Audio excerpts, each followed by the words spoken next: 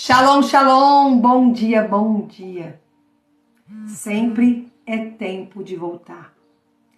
E Joel 2,13 vai dizer: voltai ao Senhor, o vosso Deus, Ele é misericordioso. Há sempre tempo de voltar, porque Deus, Ele é aquele que vê tudo que está oculto no nosso coração. Isso não é sobre religião. E eu digo para você, voltar não é fracassar. Voltar para Cristo é reconhecer que longe de Deus, nada na vida faz sentido. É perceber que a alma começa a se desidratar quando ela afasta da fonte. E que a força diminui quando o coração tenta viver sozinho. Então, hoje, reflita sobre a direção que através dessa mensagem o Senhor vai trazer ao seu coração.